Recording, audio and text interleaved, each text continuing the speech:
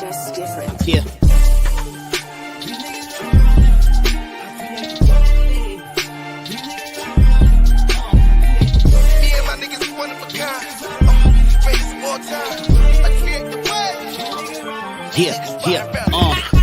Fuck it, I'm stuck in my ways. Paper is all we about, nigga. All that beefing for the lame dudes. They just be running their mouth, nigga. Had me call a Brook and Rumble. Had them grimy niggas run up in your house, nigga. Cannon all up in your mouth. Ugh. Rick James on your couch. Whoa. Cheddar bang with the cloud. Oh, Barry Blue with the account. Oh, only losers talking down, but looking up to me when I come around. That's why I got the crown. These dudes ain't ill rapping, they frail, nigga. That shit I can't feel lacking the skill. I'm sleeping on rappers like Bill after the pill, yeah. Fuck is on your mind, boy. Came back to put you niggas back in line, boy. Get a good looking niggas on your side, boy. Oh, bitch, niggas, whole click a bunch of tomboys. God, Staten Island, yeah, it's mine, boy. I ain't trying, I just do it on the side, swear to God. How y'all in the booth all day and still playing catch up? You ain't even got a job. Defeat these niggas in my leisure. Beastin', rest in peace when I'm on that feature. Beastin', he's rapping, the Mac, I let feed him. Niggas G'ing him if they saying they seeing him. See me and my niggas one of a kind. Probably why everybody be so mad at us all the time. I ain't aiming at nothing, I'm just detonating the bomb. It's a brand new line since we messing with niggas' minds. Fuck around and have a Billy in a Pico. Just a Rigo for a grip. Leave a nigga stitch on the lead low. To me, you niggas is fruit of the loom. They keep it brief though. We on leave a nigga reformed. I ain't meek though. See all of my niggas riding in the streets though. None of us ain't doing Willie. Start up on you like a hilly. I'm up in the semi, no bluff. It'll lift a nigga up. Try to tell the niggas that I be the one with the wave. Got a little shorty with the pose. In the stage, all my niggas black and with the white. A bunch of renegades. You ain't with the action on my life. You niggas just a rage. You ain't gotta ask them with the shits, nigga. Messing with the flow, cause about how I flip, nigga. Stepping up the medication, get a dish, nigga. Barry with the bat, just hit me when you need a hit, nigga. Known fact, I'ma knock it out the park. CBS is lighting up the dog, you don't wanna see the spark. Pop a nigga, let us see the twirl. You can have the Allen, nigga, I'ma need the word. Known fact, I'ma knock it out the park. CBS is lighting up the dog, you don't wanna see the spark. Still gon' do it, give a fuck about who do it first. You can have the Allen, I'ma need the universe. I create the way. These niggas riding around it. I create the way. These niggas riding around it. I create the way. These niggas riding around it. I create the way. These niggas riding around it. Yeah. Fuck it, I'm stuck in my ways. Paper is all we about, nigga. All that beefing for the lame dudes. They just be running their mouth, nigga. Me and my niggas one of a kind. Greatest of all time. I create the wave. These niggas riding around it. Boom shakalaka, we are live. Yeah. You heard. Yeah. You ready for the vibery? It's tea You know what I time. mean? Next Big verse. Fair Breezy. Nick Vex Nets. Yeah, I mean, you know how we do. You heard we here. Man. I did. I said when I started, I said, boom shakalaka. Yeah. I hit it with the boom shakalaka. We are live. You already know the virus. Shout out to Angelo Blue, first person in the comment section talking this talk. You know what I mean? Angelo Blue. Yeah, absolutely. You absolutely. You feel me? I do it to the Knicks fans. I'm gonna do it to the Knicks fans too. I'm fair like that. You know what I mean? Nah, that's let him know. I call him let him know Angelo. Yeah, let him know Angelo. He in the building. You feel me? If you in the building, you need to be pressing that like button and getting in the comments with your team's bubbles or diamonds, whatever color they are. You need to do it. If it's orange and blue, if it's black or white, you need to be in the comments representing for your team. You heard? Bill A. Spliff. Look, Bill A. Spliff only pop up after a win. I don't respect him. I don't respect Bill A. I like Bill A. Spliff. No, listen. He be on my page before I like Bill A. Spliff. I like Bill A. Spliff, but he don't show up to this page until after y'all win. I don't like it. I don't like it. Nah, he always pull up. Shout to no, he don't. That's cap. On my page. On your page. I'm talking about here. Of course, he gonna pull up to your page because that's a Brooklyn Net page. I'm talking about where we share a space. Knicks versus Nets. He don't pull up like that. Angelo Blue is here every week. Bill A. Spliff, no. Yo, shout to everybody that pull up when they can watch. Look. Now he only pull up when he busy. You only unbusy when y'all win. I hear you, bro. But anyway, let's get back to the regular schedule of program. You feel me? What you mean? Well, like this? You talk about brooms? I know you ain't talking about regular schedule. You talk about a regular broom. You must be talking about a broom. That's what you must be talking about. Know what I'm saying? Yeah, get your shit off, bro. Yeah. What are we talking about? Because I was saying a lot about who got the cojones to have bets and all that, but I'm the one on FanDuel betting Brooklyn Nets gonna beat the Knicks, and I won that bet. I ain't see no Knicks come out. Actually, you lost that bet. You didn't get no money off that bet. No, I won that part of the bet. No, you didn't get any money off the bet. So guess what? You lost. Nah. Look, and I'm not gonna respect that because you do everything in your power to avoid the fact when Knicks fans bet you on a specific topic, you find any other way except for accepting those bets. You showing lost FanDuel bets. Except for accepting the bets that's been presented to you by Knicks fans. I don't respect it. I bet my team versus y'all team. Y'all want to bet my team versus a different team. What you mean? Where's the integrity? I don't respect it. The integrity is this. There was a bet placed in front of you. You avoided it. Man. Where's the integrity? The fact that you're talking about other bets. You're talking about other bets. I don't want no work. FanDuel, you're here trying to bag about FanDuel bets against non-Knicks fans. Let's talk about the game. No. See, because you're losing right now. So you want to talk about the game. I won the bet. The Brooklyn Nets. No, you did. You didn't make any money. How you win a bet is you make I bet money on my team. But I bet on my team and they won. Your team won, but you lost the bet. You lost beat the New York Knicks. Question. That is the most important part of that. How much money you made off that? I don't need to make money to win. No. I don't need to make money to win. I'm asking a very specific question. You said you won the bet, and I'm asking you how much money you made off the bet that you won. That bet, none. Exactly. But I won the Brooklyn Nets versus the New York Knicks. I bet on my team. And no Knicks fans is out there to bet on their team. Bro, listen, first y'all of all. Y'all don't bet on y'all team. Y'all bet on other teams. That's cap. So who bet on the Knicks that night? Who bet on the Knicks that night? Who bet on the Knicks that night? Listen, I don't bet every night the Knicks play. That's one. Why? No. That specific night, the Brooklyn Nets versus the New York Knicks. Listen to what I'm about to say. I don't bet on every night that the Knicks play. Two, I don't listen to what I'm saying. I don't bet on teams win or loss anymore because that's stupid. Because you lose more than you win. I bet on player points. You feel me? And I bet on RJ Barrett that night. Absolutely, I did. You feel me? And I bet on RJ Barrett most nights. But I do bet on the Knicks. I can show you my FanDuel. Why you ain't bet versus the Brooklyn Nets? Because we run the city. Because we run the city. We know that. That's cap. We run the city. We change the name of we run the city. Here you go, more capping. I just told you I don't bet on. I don't bet on teams. No matter what the team is, I don't bet on teams anymore to win or lose. Even the Knicks, when they're not playing the Nets, I don't bet on the Knicks to win or lose. I bet on player points. You feel me? Because that's more lucrative. I'm about bread. You feel me? But anyway, let's talk about the game. You the one who brought up the bet. You the one who brought this up. All right, so we finished. We're not finished. We're not finished. So you want to talk about the fact of the matter is you brought it up because in reference to other people betting you about something else, and you always avoid the fact that you bring up everything to avoid the fact that you're scared to take the bets that was proposed to you. You're the one who said that the Nets. You're the one who said the Nets was going to championship. You said that. I said that. Yeah. You said that. And there's Knicks fans who said that no, they're not, and we'll bet you on that. And you're not confident enough in your statement to take that bet. You make every other excuse except for taking that bet. when you are the one who said the Nets were going to win a championship.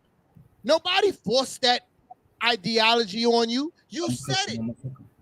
And Knicks fans challenged that ideology, but here you go making up every excuse why not to take that.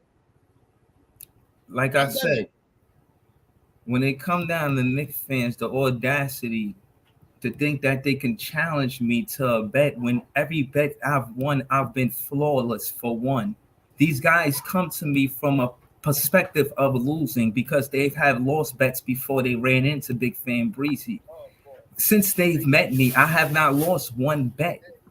So when it comes down to who makes the bets and who takes the bets, Knicks fans should fall back. They talk about play-in situations, y'all in play-out situations. I ask, if I take the bet with a Knicks fan, let them bet as well as I take a bet. So my bet would be the Nets will win the championship. I will hold that end of the bargain. But you got to bet what color couch or hammock, what color couch your favorite player is going to be sitting on watching the game. And if you could guess that color, that's your part of the bet. See, the players on my team going to actually be in the play-in situation, while your players is in a play-out situation. So I don't think it's fair integrity-wise for a Knicks fan to make a bet with a team that's in a play-in or play-off situation when they're in a play-out situation. So please do not bother me with these soliloquies about bets between Knicks fans when y'all not in a play-in or play-off situation. Now, moving forward, I would just want to talk about the game because I thought it was. Oh no, I'm gonna add this one thing. I'm gonna add this one thing, right? There is a repercussion to the bet for Knicks fans. Like again, I know Kev's bet because we speak about that. Shout out to Team Knicks-ish. If y'all win the championship, like you was so confident about, he will wear a Nets jersey of your choosing and say that the Nets run the city. That was his part of the bargain. But you're scared to take that. So now we can move on now. That's the part that I wanted to add. We can move on now. If Kevin's gonna show up, I address it with him. But if he's there somewhere near and he can hear he's gonna pull up. Best believe Kevin will pull up. He can hear me clear again. What I meant was especially for him.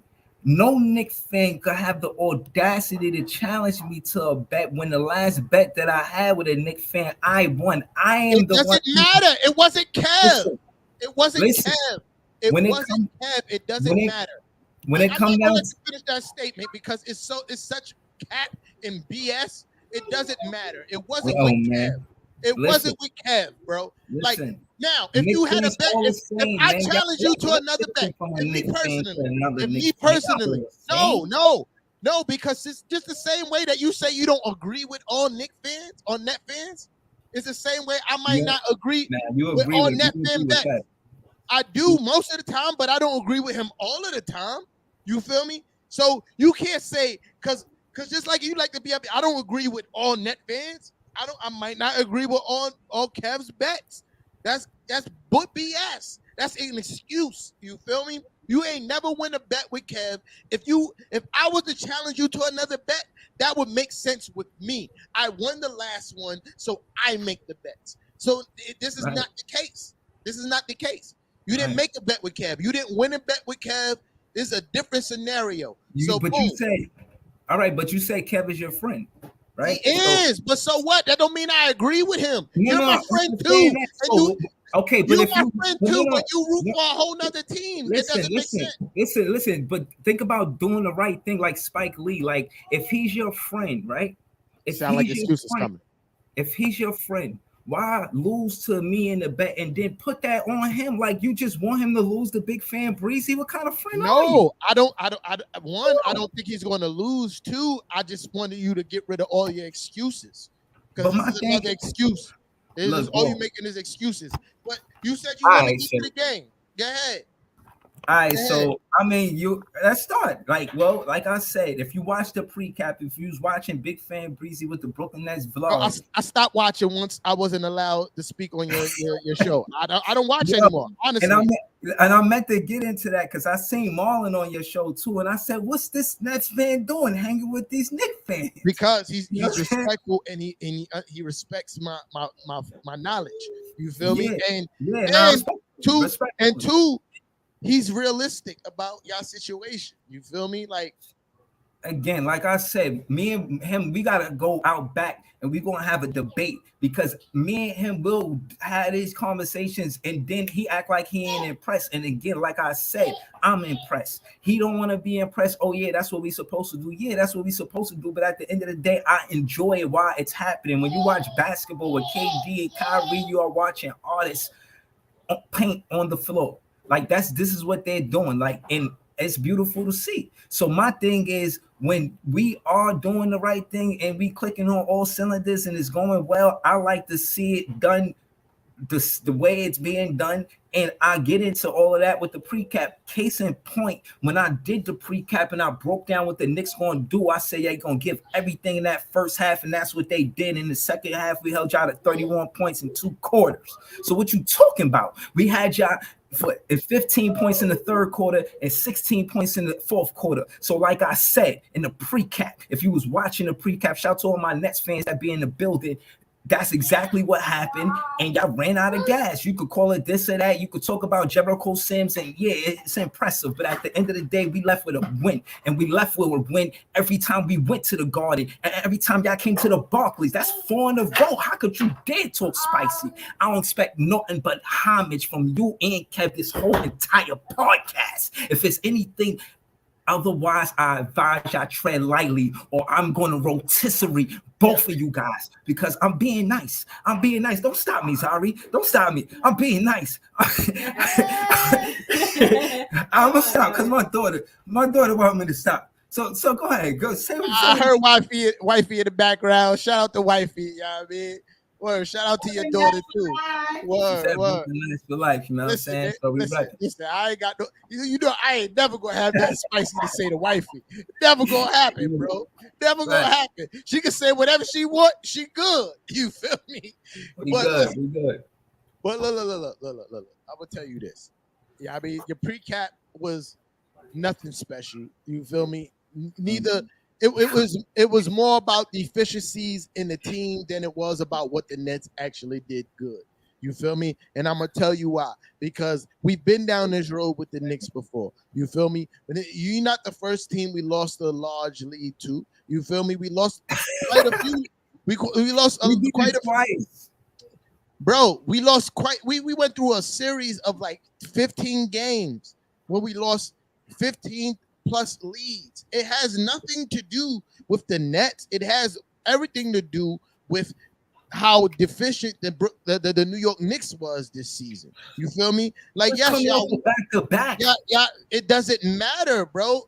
No, it doesn't. Yeah. It doesn't. I understand you want to give your team all the props in the world that you can, but the fact of the matter is, the Knicks have been losing double-digit leads all season. That has nothing to do with the Nets. That has more to do with the New York Knicks than it has to do with the Brooklyn Nets. Now, if this was a scenario where it happened twice, if this was a scenario where it happened mostly against the Nets versus anybody else, yes, you can brag about that. But the fact of the matter is, we've been losing double-digit leads for the second half of the season tremendously. You feel me? You're not the only team that we lost a 15-plus double-digit lead to. No, you're not the only team that we lost a 20-plus double-digit lead to. But I could break down on how we did. No, I could break down how it's the same way every time. You feel me? Like, I watch every Knick game multiple times. It's the same exact way every single time.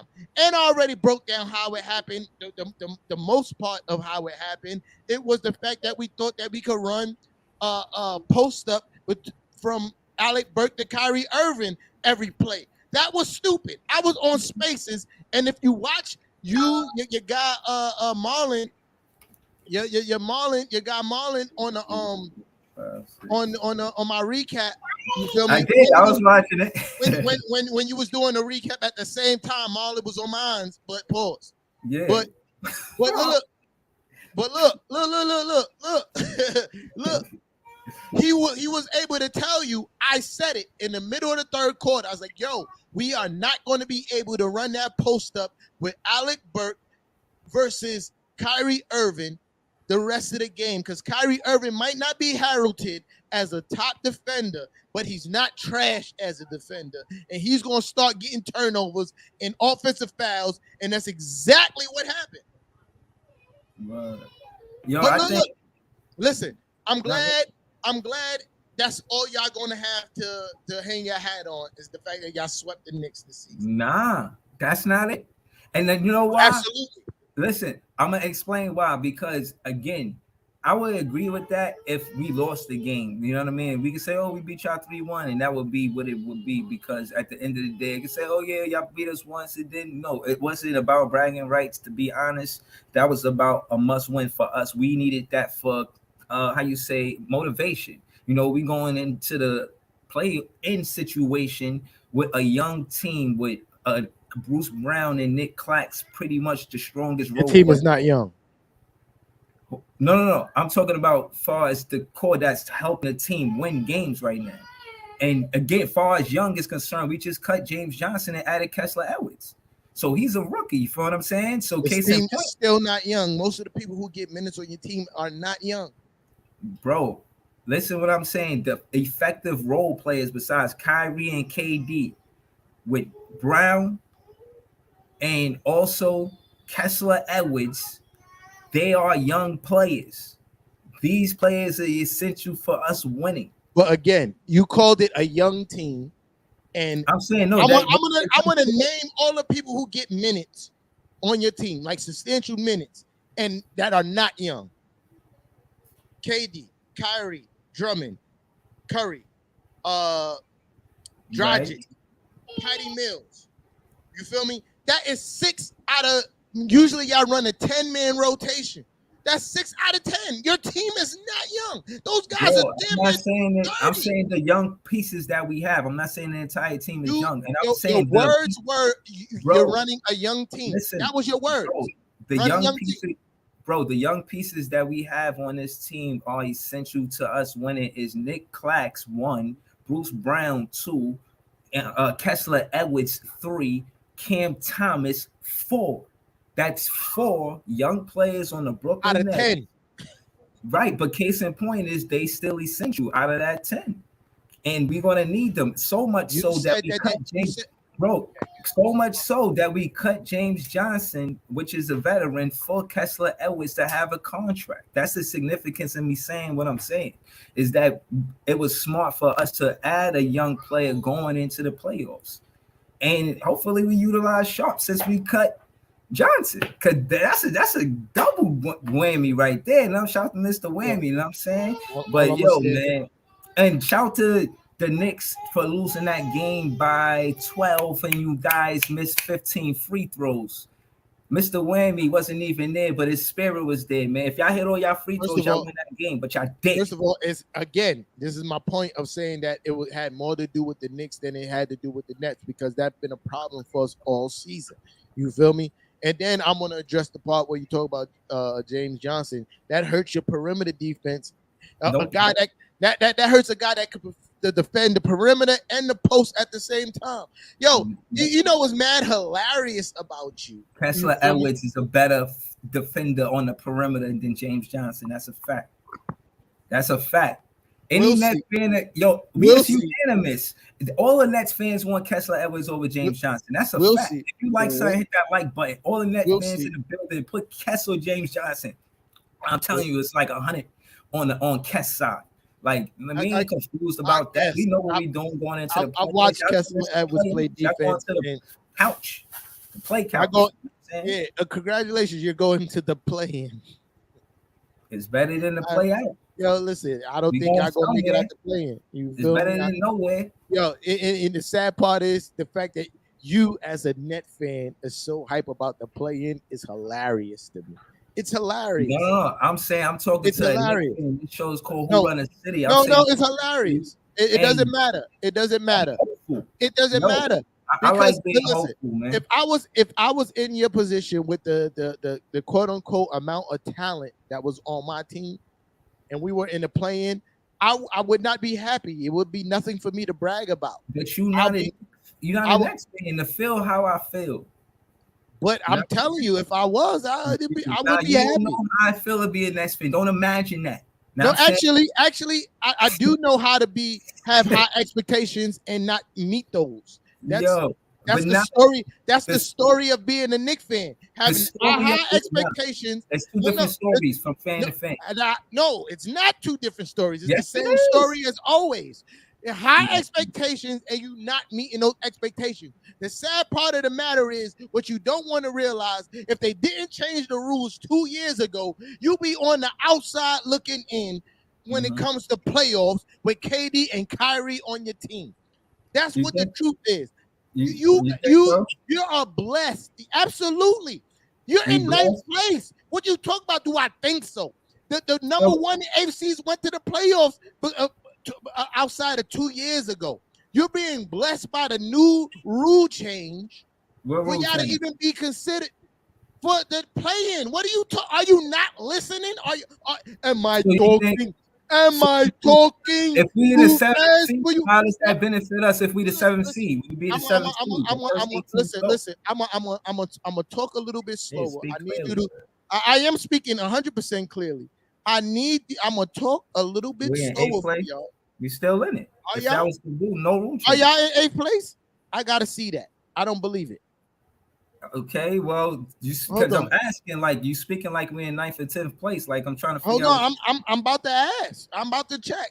Last time I checked, y'all are in 8th. No, y'all tied for 8th place. Right, and Nets fan in the building. Y'all tied for 8th place. Yes, y'all tied for 8th place.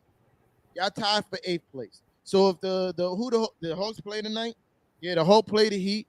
Y'all pay the Cavaliers. So y'all not even comfortably in 8th place. Yeah. But for the fact of the matter, before the Knicks game, y'all was not in 8th place. And if it wasn't for that game, y'all would be on the outside looking in if it wasn't for the new rule change. Y'all can still be on the outside looking in tonight. You feel me? Like, so, again, humble yourself. Humble yourself. You feel me? Because Randy is outside of the Knicks. I heard he cut the whole Knicks off in the player. I'm glad you said that so I could cook you. Thank you. I was waiting for you to say that. Like I was because you don't want to talk about the game and how we took over in the second half. So please. We talked about the game, and I already said it was more about the Knicks deficiencies because we've done the same thing all season than it was about the Nets. Even look, that's what you said. No, I didn't break down the game. No, hold on. Since you wanted to highlight what Brandon said, highlight that. He said, the Knicks just suck. It ain't the Nets. And that's a fact. The Knicks were just bad this year. He said that. The Knicks just sucks. It wasn't the Nets. You feel me? Well, and that's a fact. Because you know what? That was a Net fan saying it. That was a Net. It's impressive. That was a Net fan saying it because the fact of the matter is we've lost tons of games in the same fashion, getting a large lead and changing what we did correctly in the first half and end up losing the game. That's just a fact. You feel me? I have tons of games to prove that fact. You feel me? It wasn't nothing that the Nets did. It was everything that the Knicks didn't do. You feel me? So boom. Back to what I was saying. That's what you said. I ain't say what I did. But we could get back to that later because I probably could Kev about it since he pulling up. No, you can pull up. I already have a Net fan that backs what I said. So you can say whatever you want. A guy who watches Nets at night, watches your pre-cap, and all that still agree with it.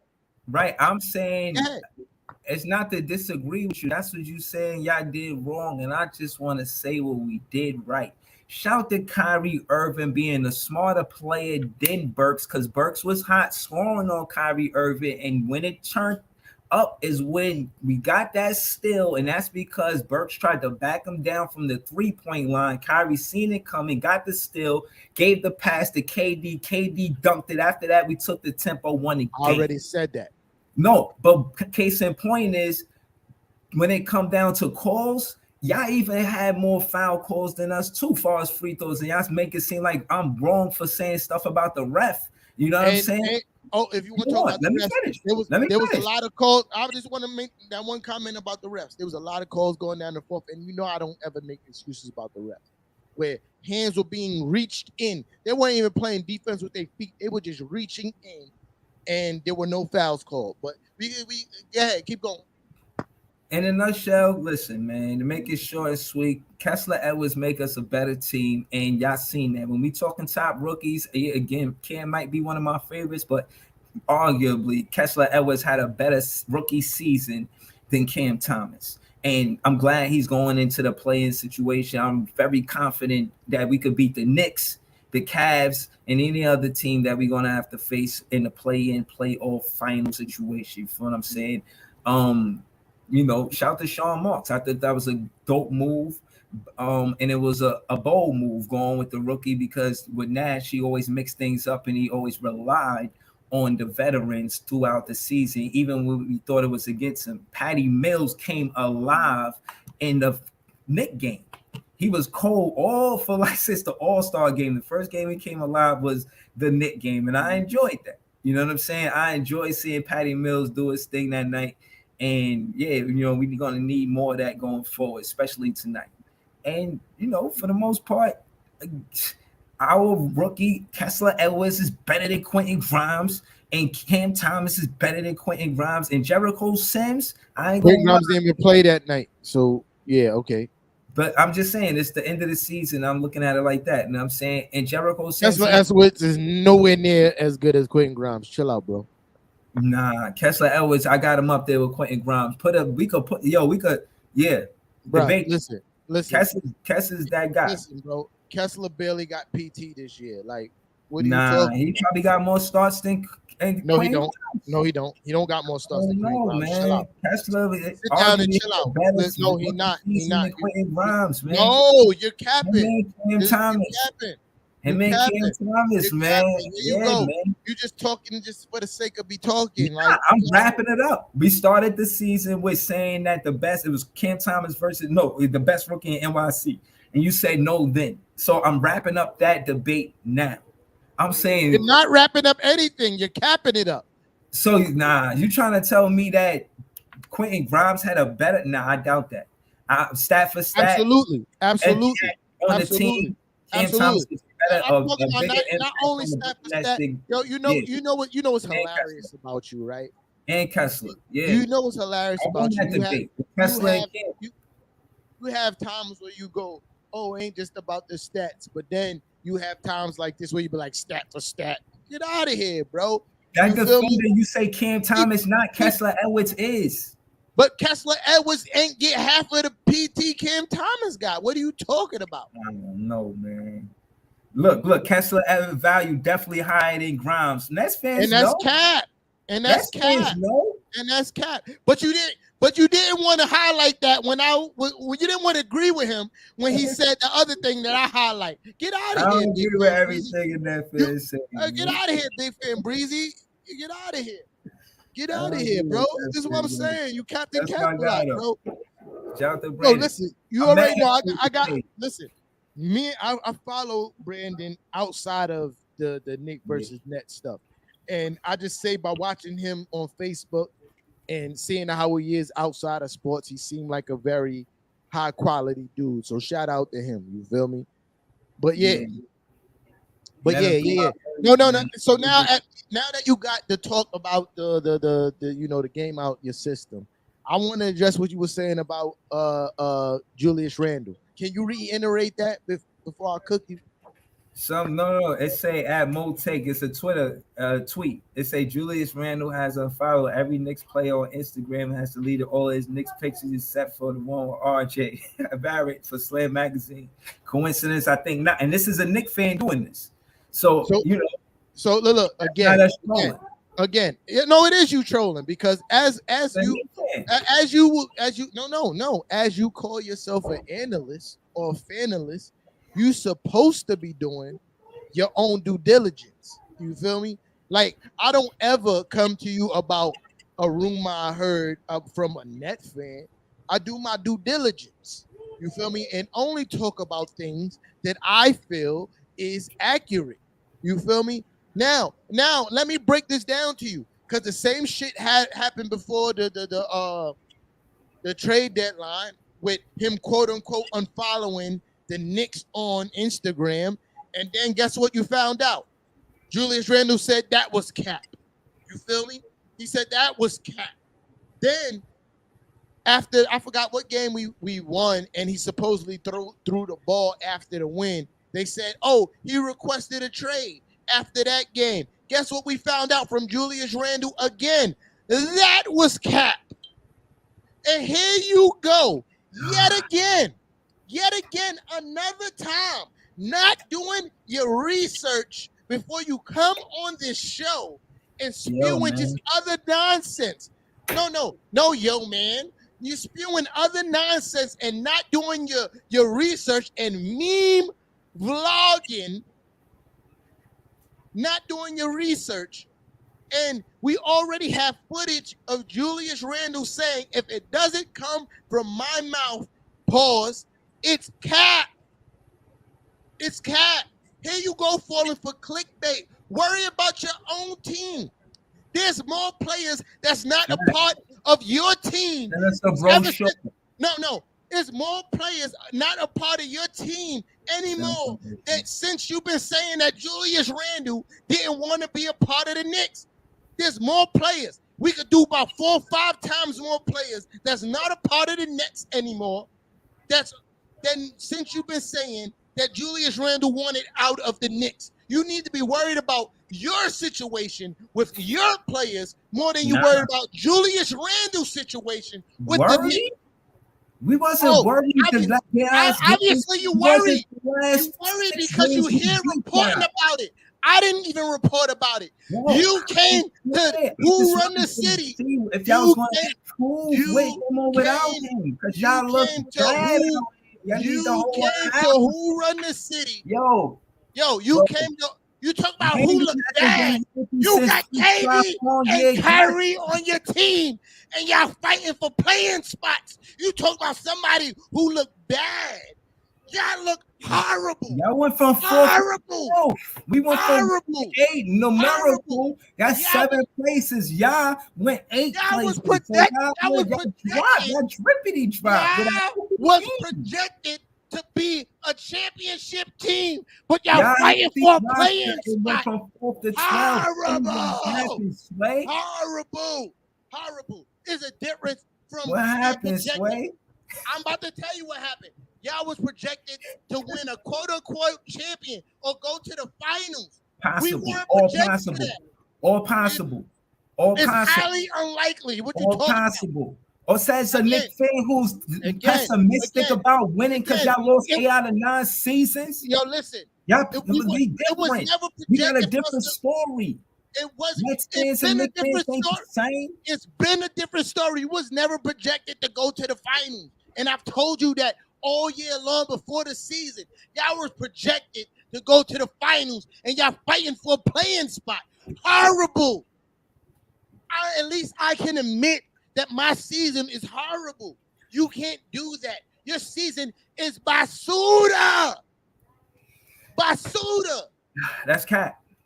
It is. Basuda. Y'all was projected to win a championship. Y'all fighting for playing spots. Nah. My thing is this. Brandon, when it comes down to it. Hold on. That's what I want to say. Brandon, we could all complain about injuries, son. No, what injury you can complain about? What injury you can complain about? We could complain about Noel being injured. We could complain about Derrick Rose being No. KD is just as important to the Brooklyn Nets as Noel to the Knicks. Noel and Derrick Rose, absolutely. Noel is just as important to the Knicks as KD. Noel and Derrick Rose, yes. together. You saying two players? Those two players together make up what KD do. That's a lot. Stop talking and listen. That's a lot. You need more than that. Yes, that's like RJ and again, Randall. We were not projected to go to the finals. Now you talk about projections to where we were supposed to be. No, I'm talking about the quote that Brandon Wright said. Again, I'm talking about where we were projected to be. We weren't projected to go to the finals. Going to projection to where we supposed to be, which was between the 3rd or 4th seed, absolutely Derrick Rose was that vital to the team. Because again, when it comes to losing those close games and losing those fourth quarter leads, absolutely. You feel me? Now, Kevin Durant, to your aspirations of going to the finals, he's absolutely the most vital thing going to the finals for y'all. You feel me? Exactly, but as far as us going to where we projected to be, now, as far as we going to where we projected to be, which was not the finals, us going to the between the 3rd or 5th seed, absolutely those guys was just as instrumental to the team as it was for y'all to go to the finals with Kevin Durant. Yes, because it was two different trajectories. You're looking at the net trajectory going straight up. I'm looking at the Knicks trajectory going a little bit more curved. You feel me? That's the difference. When you're talking about a little more down, you know what I'm saying? That like a slope going down. Like, first of all, your trajectory is going like this, and then it went a nosedive. We got get the fuck out of here. What are you talking about? Your trajectory took a nosedive. What are you talking about? Playing situation, a chance to compete. Y'all gotta wait online for Atlantic City. Y'all going fishing. What are you talking about? It went from a ship named Champion to a life raft called Opportunity. You feel me? It's still Opportunity.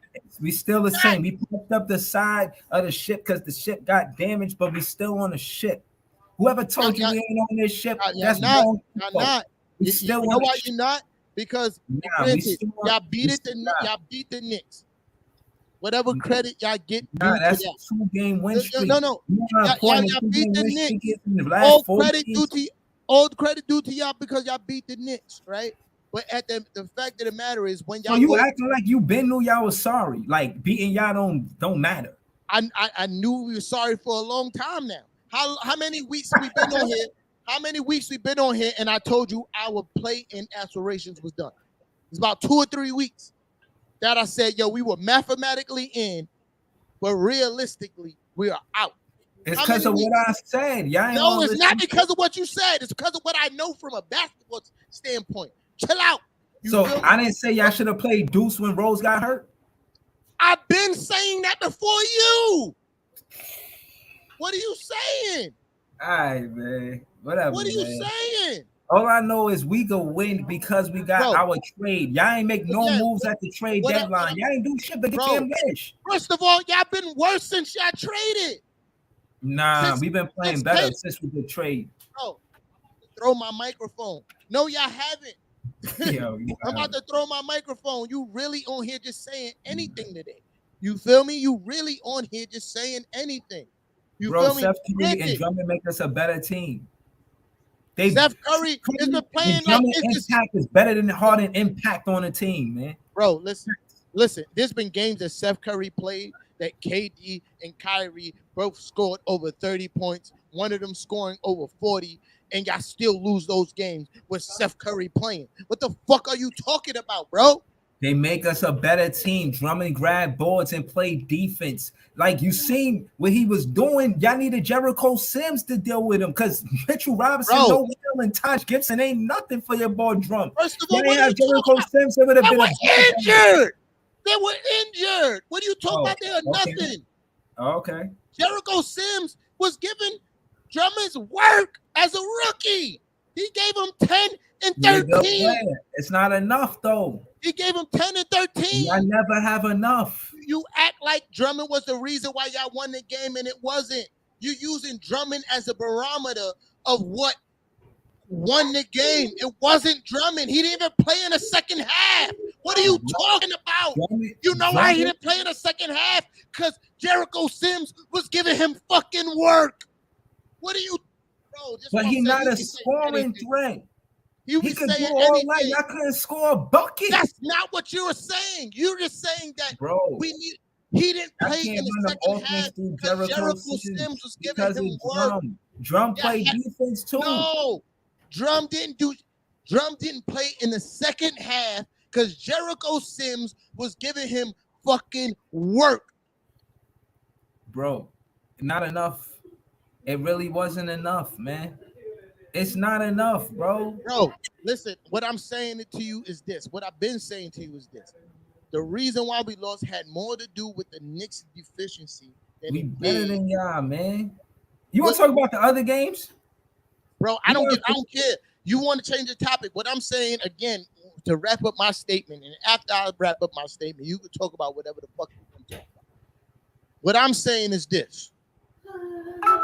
The reason why we lost had to do with more of the Knicks deficiency, which we've been dealing with more teams than the Nets, than it had to do with the Nets being better than the Knicks that last game, especially. Man. And now you can talk about whatever you want to talk about. Like I said, y'all all soft. Your boy Quickly 1 for 8 because of Nick Claxton perimeter defense. Nick Claxton wasn't even guarded him. This is what I'm saying. He wasn't. I seen him playing defense. Quickly once or twice. It wasn't because of Nick Claxton. Like, bro, you be saying anything. Bro, did Quickly have a triple-double before the game before that? But it wasn't because of Nick Claxton why he did. Did he have a triple-double before he met the likes of Nick Claxton? You just be saying anything. Before he you be saying anything. Guy named Nicholas Claxton, did he have a triple-double? He wasn't the primary defender on Emmanuel Quickly. This is what I'm saying. He ran into a guy named Nick Claxton and shot one. Bro, you just be saying anything, bro. You be saying anything. You look at numbers and make up anything, bro. I seen the game. Nick Claxton playing defense on Quickly. I seen that pick and roll. That floater is done for. He wasn't the floater. What floater? You better not mention floater. Don't say a word about floater. Primary defender. First of all, you talk about a floater. Quickly took more 3-pointers than he took floaters. This is what I'm saying.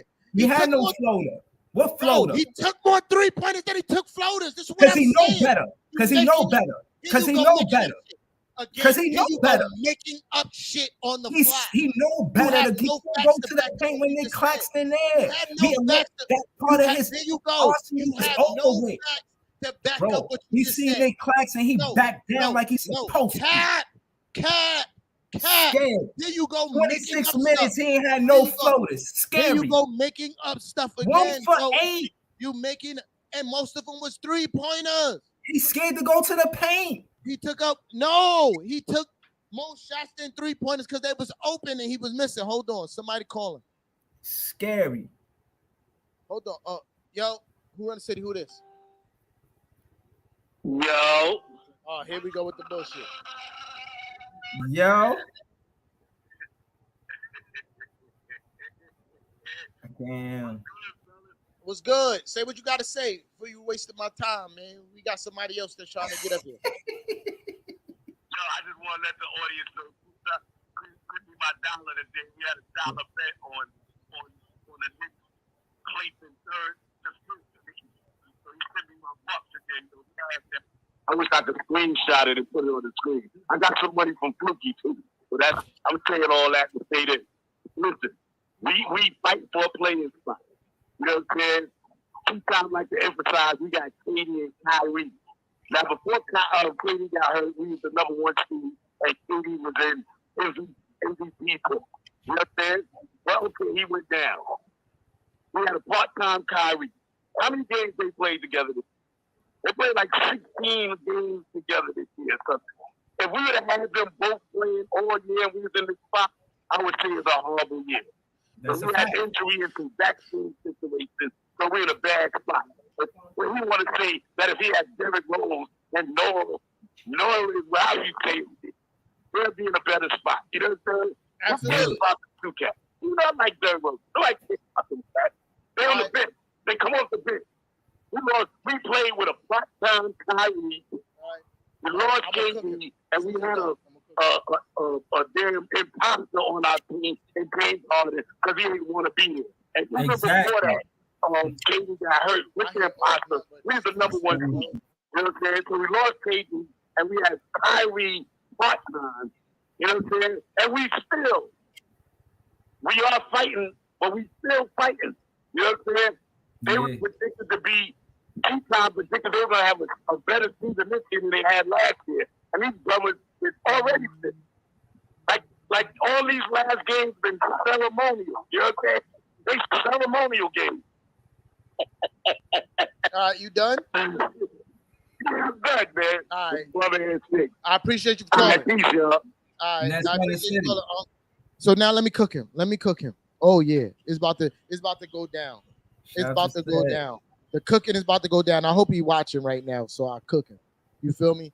So now, again, when you talk about the Knicks last season and where they was, we were under 500 team before Derrick Rose got to the team. True or false? True or false? True. Y'all was trash. Again, and you personally like the quote close game wins. You right? Yeah.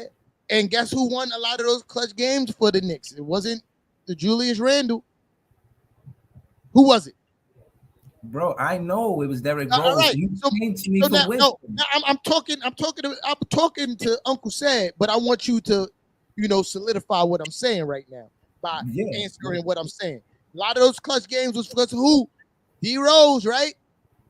Colson. And he's the one who brought us above 500 into the 4th seed. So when I say yes, our situation would be different because of D Rose, I 100% agree with that because it's proof to that. You feel me? And when I say when y'all have excuses, y'all chose to keep Kyrie Irving on y'all team knowing he wasn't going to get vaccinated. You feel me? I'm not saying that it was the wrong or right decision. I'm saying is y'all chose it. So y'all have to deal with the consequences that comes along with keeping Kyrie. You can't say, oh, we only this way because Kyrie was halftime. Y'all chose that situation. We weathered the storm. Y'all chose that situation. So I don't want to hear, oh, we'd be different if Kyrie was playing full-time. Y'all chose that situation. You feel me? I'm not here to argue. I already said that team was trash without KD. You feel me? So I get why y'all dropped the way y'all did when KD got hurt. You feel me? But you also got to realize Kyrie played a lot of those games when y'all lost 12 in a row. Well, against I won't teams, say a lot of those games, but he played enough for us to have a better record. Okay, I'd say he played enough, again, especially against teams y'all should have beat with Kyrie Irving on y'all team playing. Yeah, but I seen us make adjustments, so as a fan, I'm happy. Again, all I'm saying is this, bro. The excuses that y'all try to give me and the excuses that Said just try to give is BS. Because half of the situation that y'all trying to use for excuse, y'all chose, which was Kyrie Irving. And y'all chose to trade for James Harden. He was on your team, regardless if y'all feel like he was selling out or whatever. He was a part of your team. I don't want to hear these excuses. Nobody chooses to get injured. True. But you choose to keep players on your team that are not injured, though. Right. That's why I said when it comes to the debate, I asked y'all to tread lightly. Kevin's asking for the link. He asking for us to throw the link in the chat. Kev, you don't need the link. You are admin, bro. You could pull up. Kev don't need the link. Right. So I said that to say y'all didn't win. You got Fournier who more than likely to get traded. He's not more than likely. You don't know that. Here you go. He broke John Stark's record, and that's a personal record, but he didn't help y'all win games. And I'm just talking. He did help us win some games. Bro, what I'm saying is mathematically, you know, y'all played 72 games last season and won more games last season than y'all did in the 82 game season. He helped us win. Mathematically, he not helping y'all win games to me. What I'm saying is, personally, his scoring output helped us win more games than Reggie Bullock, scoring wise. You feel me? Like he has more 30-point games, like double the time. Y'all lose? So what was the? Let me ask you this time this season, right? I want to ask you. Last season, y'all record was what, 41-40? I don't know it offhand right now. Or 70, or something like what was? Shout to Kev. Hold on, Kev. Give us a second. No, man. Go ahead. Roast them up. Please, man. Hold on. Both of y'all. What was y'all record going into the playoffs last season? Well, it was 42 and whatever. 42 and 30, then it would be, right? It was 72 games, right? I guess. I don't know. Yeah. In an 82 game season. Maddie said, my guy Maddie Smooth. That's Team Nixon ish too, right there. 41 and 31. So you see what I'm saying? In the 72 game season, y'all won more in a 72 game season than the 82 game season. You know what I'm saying? Literally, we as of right now, we won 6 less games. Surprise. Like that's the difference between this year and last year. We won 61 games. I mean, we won 6 less games. Well, let me land this plane. My point is that Fournier, he came in and he got his personal he broke John Stark's record. He did his job. Winning formula chemistry wise, nah. Y'all shouldn't have. This is why I'm gonna tell you what you're saying is bullshit. Put that on Fournier. This is why I'm gonna tell you what you're saying is bullshit. Y'all think Fournier is better than Bullock? I don't know. I'm not so sure. I'm gonna tell you what I'm saying. What you're saying is bullshit. Listen to what I'm saying. What you're saying is bullshit. The fact that he broke the record shows that he came here and did absolutely what he was supposed to do: shoot 3-pointers. But what about the defense? He gets scored on a lot, even though he not gone threes. We already knew he wasn't a tough defender. It's not just him. And if you watch anything that you watch what I do, absolutely you do, because you're a fan and you're just mad that you can't troll. But you watch what I do, and I've been saying the fact that Evan Fournier has a high basketball IQ. He's not a great one-on-one defender, but he's a great help defender. And that's exactly what he does. He gets a lot of steals, a lot of deflection off a help situation, but he's not athletic enough to be a one-on-one defender. And with his game, the thing that wasn't being done this year was him being ran off ball screens, which is what he said like you on a fishing boat. He said you sound like a hater, bro. You about to be on that fishing boat right with me, brother. Right, that's Uncle Sarah. You feel me? I know. Yeah. Right off of the right in the Bronx over there. Yeah. Yeah. Now he gonna go off the pier. You feel me? We go right off the pier. He gonna go to Coney Island. It's close. Word. You feel me? But anyway, so again, Evan Fournier, you know, he wasn't run the way that he was running Orlando, which was off ball screen. You feel me? And we already knew he wasn't going to be a defender. The problem with the team was the decision to run Kemba Walker and Evan Fournier in the backcourt together. That was a horrible decision. You feel me? Mm-hmm. And I won't blame this all on Evan Fournier, because again, it was a number of factors in the season that was bigger than Julius Randle and Evan Fournier. Julius Randle wasn't playing well. Evan Fournier wasn't playing well. Kemba Walker wasn't playing well. RJ Barrett wasn't playing well. Emmanuel Quickley wasn't playing well. Obi Toppin wasn't playing well.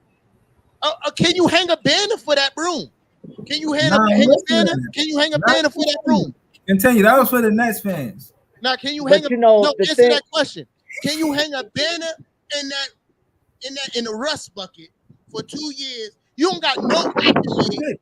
We know if we beat a team, you have no accolades. We can hang up banners in here. Y'all have no accolades since y'all been here. We beat none. Y'all have no accolades since y'all been in New York City. except for beating the Knicks. None. Yeah, and they struggle at that. I mean, they struggle mightily. Like even in this last game, bro. In this last game, you had Kyrie, KD. We had nobody literally on our team, and y'all could barely beat us, bro. That's sad. That's sad, bro. That you out here. No, bro. No. Don't come with me with that back-to-back nonsense, bro. That's ridiculous with those excuses. Back-to-backs? No, that has not. No, bro. Listen. You guys, right? You Net fans, because a lot of Net fans like to say how trash we are and we bums this and we bums that. But yet, you let a team that was with no Julius Randle, no Derrick Rose, none of these guys go up on y'all 20 points. We was up on y'all by 20 points. How does this happen? That should not be happening, bro. First of all, we're not gonna support that cat because even when the season was mid-season, Kev was still rocking his Giant shit. That's a fact. Get the fuck out of here. Who said this? That was said. That was Uncle said. Get the fuck out of here. Kev was still rocking it. He rocking all year round. Get the fuck out of here. Hell yeah, bro. I'm all the way around, bro. I'm all the way around, bro. I told you, Ty West is never around. And another thing, smoke, bro. This guy don't never know what kind of players he has on his team. I saw the little post that you put up about Seth Curry being a point guard, bro. That man is not a point guard, bro. For us, that's all we No, he's not. Yes, but he's not a point guard, bro. You can't be a point guard averaging 2.5 assists a game. He's a 2.5. Listen, okay, 2.5 assists a game, bro. You kidding me? Point. He's the guard that we need because he's a combo guard off of that pick and roll. If y'all double his paint, he's gonna knock down the midi that run the city because that's what Seth Curry do. And he'll knock down. Bro, you don't even know what kind of position your players. You don't even know what their strength. He's a guard. I don't argue that he's a point guard, but he's definitely. Yes, you did. I saw it, bro. Marlon. And Marlon said you didn't have no point guard. Marlon said you didn't have no point guard, right? You was like, yo, you tripping. We do have a point guard, it's Seth Curry, bro. What? He's never been that. He's never averaged more than 4. He's not. He's a combo guard, yes, but he's not a point guard. Okay, know your players, bro. He's good enough to beat the Knicks. You see? No, he's not, because you know why? Y'all struggle really, really bad against us. That's embarrassing. It's embarrassing that you struggle against us, against the bummy old Knicks, because that's what y'all say. That's sad, bro. That's sad. And when y'all start playing these, bro, you don't even know who your leader is. KD. The same leader that curses out his own fan, right? Let's talk about that. Let's talk about that. Let's talk about KD and him telling his own fans to shut the F up. How corny is that, bro? You know what else? I seen KD walk past 2 little kids. They had on Knick jerseys. Yeah, but he didn't. Nah, don't come out with that. Because Julius Randle does the same thing. Julius Randle does the same thing to his fans. But y'all will sit here and say he's unhappy. You notice how he tried to brush past what you just said about KD. Right? Yeah. Because he does that, bro. He loves to do that type of stuff. He wasn't about it. He just told you about it. What you talking about? He in the heat of the moment competing. A fan yells something, and that's how he. Nah, you don't tell your fan that, bro. I'm sorry, bro. You don't do that. He's unhappy. He wants out of Brooklyn. He at the end of the season, he's gonna ask to get traded. Let's start rumors like that because that's what you go by. You see the double standards here with these Net fans, bro. It's not crazy. I think when I heard the post-game interview after we beat the Knicks, these dudes are bugging. Back if we didn't have the Brooklyn Net fans in the building. That's the KD that I'm talking about. Net fan, yo, T-Tom, a Net fan literally said, yo, KD, come on, take over the game. He turns around, yo, shut the fuck up. I know what I'm doing. Sit your ass down. What? Yeah. He didn't even disrespect KD. Yeah. No, not even cursing at him, nothing. But in the Barclays too. They already. You want to take him to court again? He already got charged. Good. He should get charged. Good. I'm glad they fined his ass for that. Do you want to charge him? Like what's going on? No, you know what's mad funny is the fact that he's do you want to charge KD when he was the same guy when Julius Randle gave fans the thumbs down for jeering him? You feel me? He was like, oh, Julius Randle wanted out of the New York. But now, oh, he already been charged. Nah, get out of here. Right. Man. So is that big cap Brandon? Because you know what? When you got on the show, by the time you got on the show and was talking about Julius Randle, he was already charged. They got different problems. Nah, boo. No. You know what? The team is better without him. Randle don't know if the team is better without him because the team might be better without Randle. That's cap. That's cap. Yeah, all right. Let me tell you something. If we had a point guard, bro, we are 1 or 2 pieces away. Trust me, 1 or 2 pieces away, bro. 1 or 2 pieces away. And watch how we wash the floor with you dudes, bro. What's your record without Randle? Do y'all even know? Do you even know? Do you even know what's your record without KD? Because I know y'all went on a nice little 11-game losing streak without him. And that's what KD, that's what Kyrie, it was Kyrie and James Harden playing at the same time. So get up out of here, bro. I said that we know that we're not a good team without KD, and we need KD to be the nucleus of our team. The Knicks, on the other hand, look at that, are better without Randle. 9 and look 18. At that. That's without KD. That's how trash y'all are without KD. Oh, without KD. But what's their record? That's how trash y'all are without KD. Look at that. Look at that. We know this. Straight trash bucket. I know it's less than that because Randle play most. I'm not debating. Listen, I know it's better than that because Julius Randle played most of the games, and he played all season long. Hold on, Julius Randle probably missed like what, the last 5 or 6 games. I mean, Julius Randle is more reliable than anybody on your team when it comes to health. I mean, listen, we here with the ultimate capper, bro. Bro, that should be crazy, bro. Find that stat. What's your record without Randle? Y'all might be a better team without Randle. It's not 9 and 18, that's for sure. He's a trade out. It's not 9 and 18. He a trade out. Hey. Yeah, Kyrie might bounce on y'all because he didn't even sign his contract yet. He's staying. Let you tell it. You said James Harden was staying.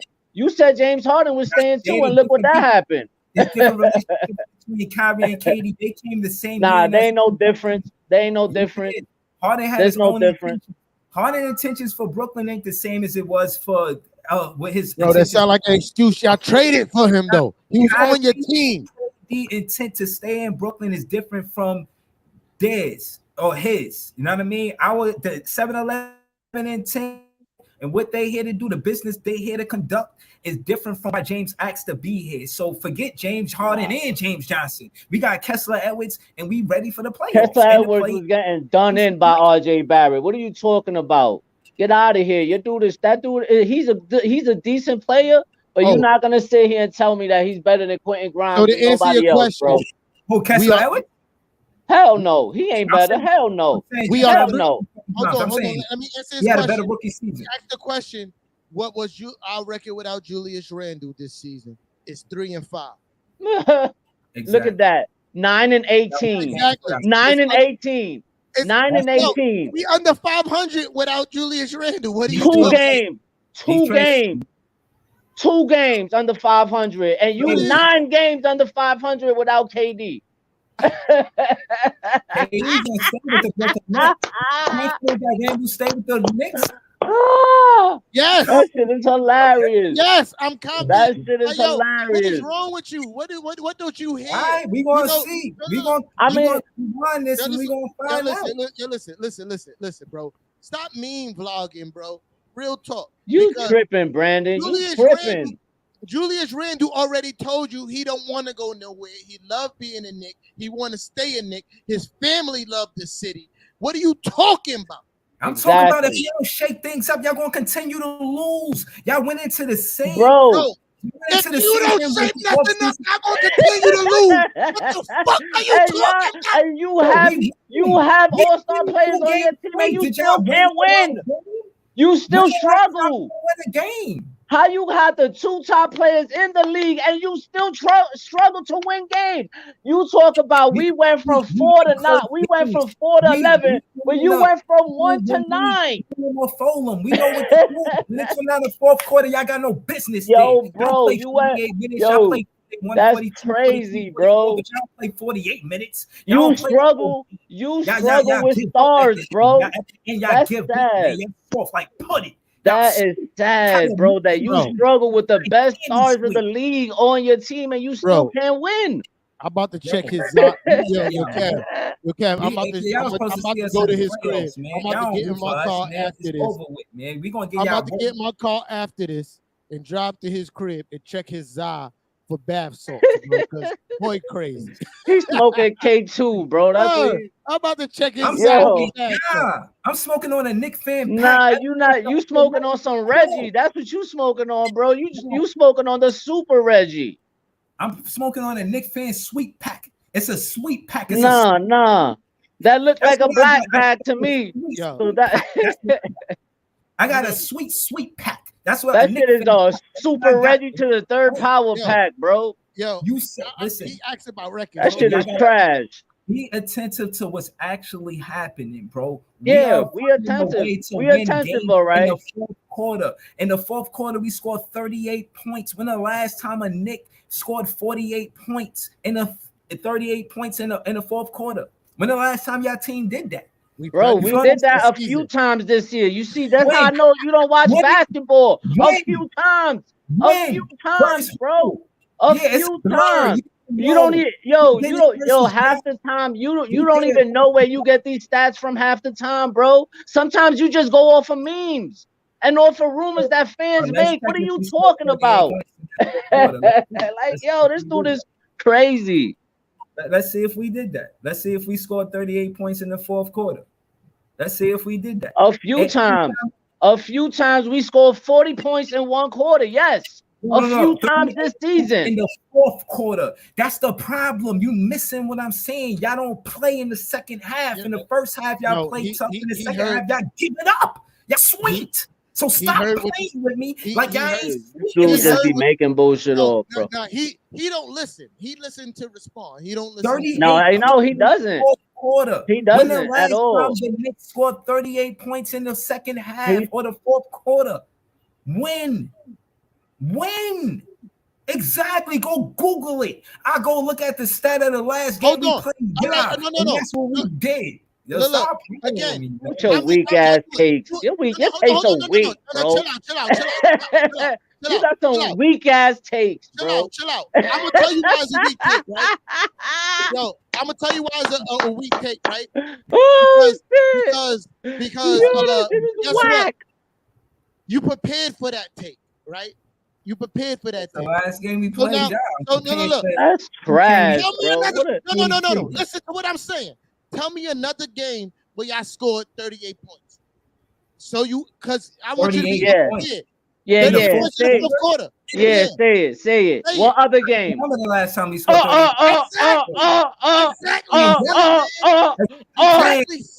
You can't answer that question. You I was truthful about it. You exactly. So you don't know what you're talking about. You see how you and your weak take.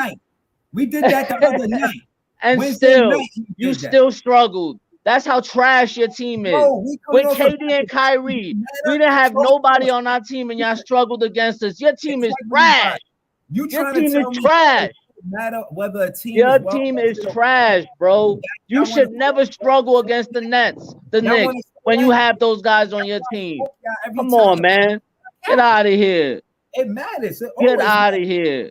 Smoking on a Knick fan pack. You don't smoke on nothing. You smoke on Reggie you smoke on Reggie. That's why your takes be weak, bro. You smoke on Reggie, and that's why your takes be weak. That's crazy. Look at that. 38 points in the fourth quarter against Miami. Y'all don't take the Knicks serious, but then y'all steady struggling to beat us, Barry. Barry, I'm gonna tell you one thing. Just be prepared to wear that Knick jersey after the season is over. Be ready, Because I'm telling you, the Nets ain't winning the championship this year. So be ready to wear that Knick jersey, brother. And be ready to go live and say what you need to say. All right, we got a call. We got a call in. You heard? Who run the city? Who this? Hey, Tom, you already know. Knicks and Ish run the city, man. Fraz, what's good? Team Knicks and Ish in the building. You already know the What's good, Fraz? What's good, Fraz? So I'm not trying to cut you off. So let me address the fact that Solomon said something about a 38-point fourth quarter. Did you check the Miami game? Nah, I didn't. Did it quickly drop like 20 in the fourth quarter? Didn't we have a 38-13 run on them for the fourth quarter against Miami, March 24th? That's true. That was the last game that we played them too. Thank you. Shout out to Fraz Trash for keeping us on. You know, Word. He tried to. That's what he do. He make up random topics, and when we can't address the random topics with stats, he be like, "Oh, you don't know?" Like, bro, nobody asked that question. And then it's funny, T-Tom, because you switched it up on him. He just brought it up too because he talked about quickly having a 20-point game. That was the game. Quickly had 20 points, bro. Yeah, bro don't be knowing what he's talking about. Wait, but I want to address something while I'm on the phone. Let me address something. So I posted in Megaverse Parlays recently. I see nobody ain't take me. I'm gonna ask y'all Nets fans again. Who wanna bet y'all Nets gonna win the title? Don't bring up anything about the Knicks. I'm talking about the Nets winning the title in the playoffs. Who won the bet? Who won the smoke? He's scared, bro. He's scared. He want to bet me that the Nets win the title. He's scared, bro. Listen. I told him to bet me. A jersey bet, and not even a money bet. A jersey bet, and he was scared to bet me, bro. Right with the bet was good. I didn't want to bet you because I didn't want to bet me, These dudes are scared, bro. These dudes are scared, bro. Scared fans. They have no real confidence. They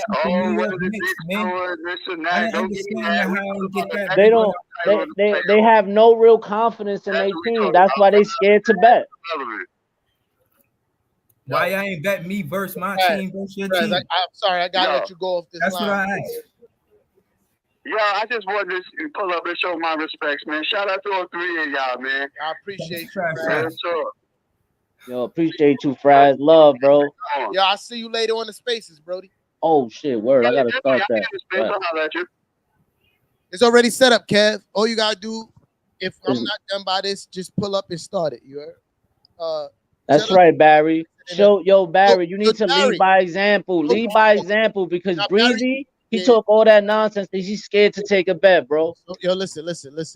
Now leave. Think they could just bet me after I beat them every time I bet them.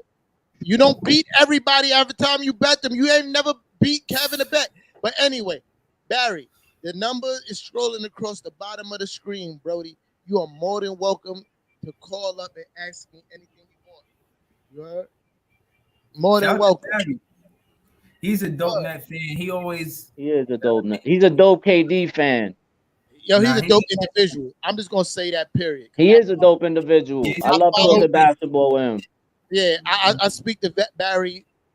Like I follow his page on Facebook, and I just see how we interact with just the world, not sports. And from what I see, he's a dope individual. You know what I mean? Word. Him and Barry. Yeah, Barry and Barry, both of them.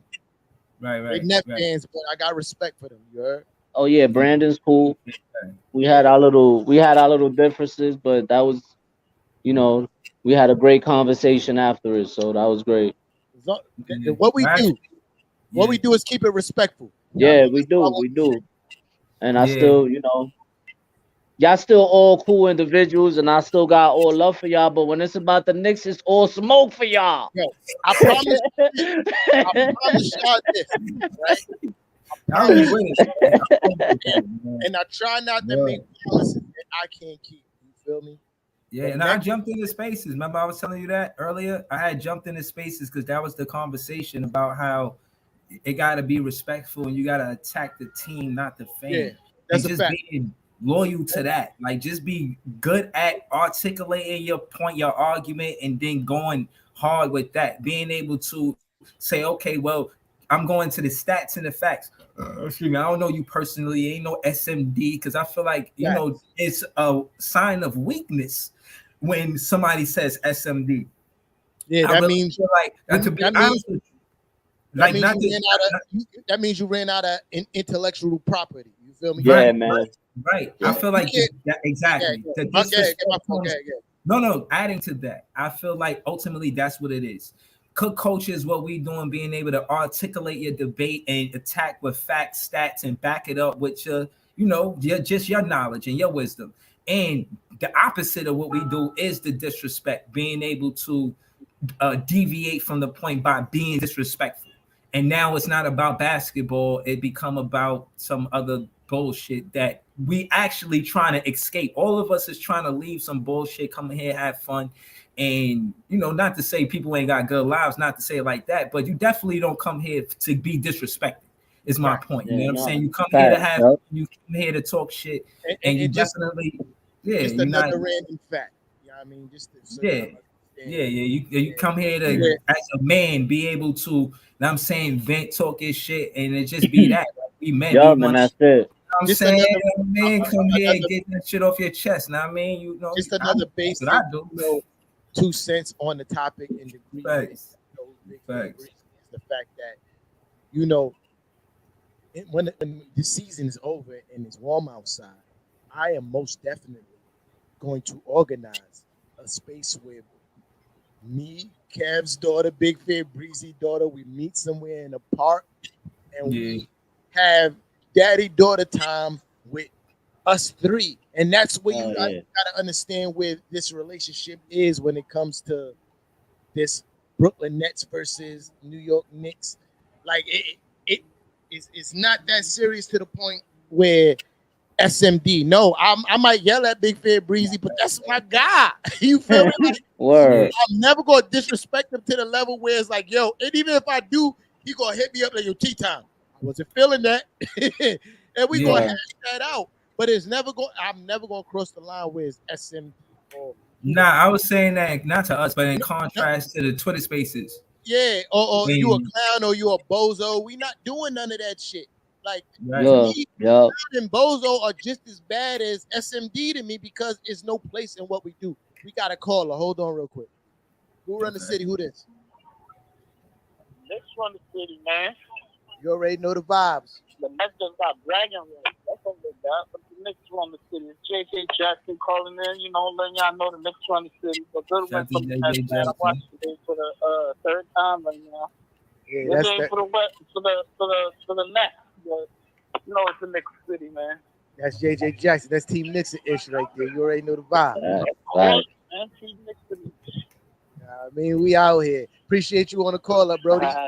Yeah, man. I'll see you on the spaces, Brody. All right, later. If you don't know, the Knicks-ish Twitter spaces be jumping. It be dope conversations. You ain't got to raise your word and wait for your time to speak. As long as you don't overtalk nobody, you are welcome to the Knicks-ish spaces. As long as you ain't trying to talk about no Brooklyn Nets shit, you are welcome. Yo, I wanna Marlon. Yo, Marlon, pull up, man. I want Marlon stop. So you know what the problem is. I think that the biggest problem. I think that the biggest problem is that you know Marlon is a realist and you don't want to hear the realism that he's coming out with. You don't want to understand the true facts. No. What I'm saying is Marlon is a fan just like I'm a fan, but I'm an optimistic. So basically, we'll be kicking the same shit, but I'll see the upside. Like, yo, we'll need to do this, and yeah, he'll be a realist. But sometimes I feel like he could be a, you know what I mean, a Debbie Downer. You know what I mean? He could be like, and I say that to say, you know, he be running with Knicks fans, and you guys, the ones who be losing a lot, got him thinking that way. You know, we were optimistic, and I feel like, look. We did go from 1 to 8. Yes, we're gonna be realistic about that. And regardless of how optimistic I am, in all actuality, y'all went from 1 to 9. Y'all went from 1 to 9. Okay, well, from one, and that's still reality I got to deal with regardless. So it's not so much optimism I could have in the loss. And to speak on what I was saying during that losing streak is what we got good. That was Nick Clack's career high. We seen Cam Thomas had some great games. We seen Kessler Edwards and Day'Ron Sharp be consistent on the floor at the same time. So there was some good that as a vlogger that I seen in it. So I was optimistic about those certain things, but not a loss. You know what I mean? But again, when you get a chance to listen to the game or watch the game or, you know what I'm saying, however you get to, see the game and whatnot, right? You know what I mean? You could get an analytical way and break it down and say, all right, this is what I like, this is what I dislike. So yeah, Marlon can be a realist, but again, like I said, I think I always push forward being optimistic because I know we could lose. There's either two options here. You're either going to win or you're either going to lose. I'm putting my 100 chips on winning. And I don't think Marlon be doing that all the time. So that's why I said we got to go out back and we got to, and I'm saying we got to have a debate. So but that's my guy. Shout to Marlon, man. He's a Nets and the Knicks fan, though. The difference between you and Marlon is the fact that Marlon, like you said, that y'all had a possibility to make the fifth seed, and Marlon was like, we ain't got a chance. You feel me? And Marlon was right. You feel me? Because he's a realist. Now, number-wise, it was still a chance. Number-wise, listen, it was still a chance that we was gonna make the 10th seed. I said it was unrealistic. And Marlon did the same thing with y'all in the 5th seed. He said, yes, it's a number chance, but it's unrealistic. Same way I said it's a number chance for us to make the 10th, but it's unrealistic. I disagree with that, Marlon, on that. I disagree with he was right. How can you disagree? I'm not saying he wasn't right. I'm saying I disagreed with him, and I was optimistic because I said that when Kyrie got cleared for home games. So I felt like since Kyrie going to be there for every home game after this, and Kyrie, this is the first time we got a chance to see 7-11 together all season, I counted all of those as wins. That's what I did. What's y'all record since Kyrie's been back full time? That's a good question. I think we more of you're supposed to answer that right away, like you told us. I don't know. I don't know. I to be honest with you, I don't know. I think I know we won the last two. And since Kyrie came back in April, late March, April, it was like 3. We like 500 ball club, like 4 and 3, or 5 and 3. I think we like 5 and 3. That's a good question, though. Do you remember when he was his first home game? Do you remember? Big Fair Breezy? That's a question for you. I'm not asking. So anyway, y'all, I'm gonna let y'all rock out and finish off the show, man. Yeah, I appreciate y'all for letting me pull up, man. Yo, shout out to Kev, man. Pull up, man. Pull up again. Yeah, no doubt, bro. Y'all be easy, man. You already know, Kev. See you in a few, Playboy. All right, bro. Later. Let's see. How many games he played thus far? I don't know. I can't get into that stat. What I will say though is I expected to win every game and we didn't. And respectfully, I think we see how we lost. We can't rely totally on Kyrie and KD to run the offense through them. That was the problem in one of the losses that we had. Kyrie had 32 shots when we had a double nickel with KD. That's his career high. We needed Kyrie to have more assists that game, more of a facilitator than, trying to outscore a KD. You know what I mean? And we fixed that immediately, because they're professionals and, it went well immediately after that. You know what I mean? I like what I see when it comes to, hold on. Yeah. I like what I see when it comes down to 7-11, when they actually find a chemistry, a cohesiveness, and we see some of that versus the Knicks. You know what I'm saying? And, shout to them just being smart players, again, like, I think you can't use again, like I said, you can't use coming back against the Knicks as a barometer. I can't hear you. Yo. Let me know you get me. You get me? Yeah. You get me? All right. Yeah. You can't use coming back against the Knicks as a barometer because we've been losing leads against everybody, even bad teams, all year. You feel me? We lost a lead against the Trailblazers, and they're horrible. You feel me? So you can't use that as a barometer. But what I can use as a barometer is that y'all also had KD and Kyrie on the court at the same time and lost games against subpar teams or mediocre teams with them both on the court. Yeah. You feel me? And good teams alike. That's what I could use as a barometer. Y'all lost against. You could. Y'all lost against the Milwaukee Bucks, and y'all had both of them on the floor at the same time. I could use that as a barometer. Yo, man, all I can tell you is when it comes down where you at, Brandon?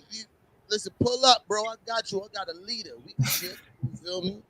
When it comes down to KD and Kyrie, trust me, the way they've been playing these last two games, they got it together. Tonight, I think we see more of that. I think we see more of them being cohesive than one dominating and the other one watching them just take over. You know, I think it's going to be more of a... The last two games, y'all played the Rockets and the Knicks, bro. That's not a cohesive unit. Y'all played teams that are struggling. You feel me? Like, that's not a cohesive unit. Before that, tonight we'll see, because this is a playoff-bound team.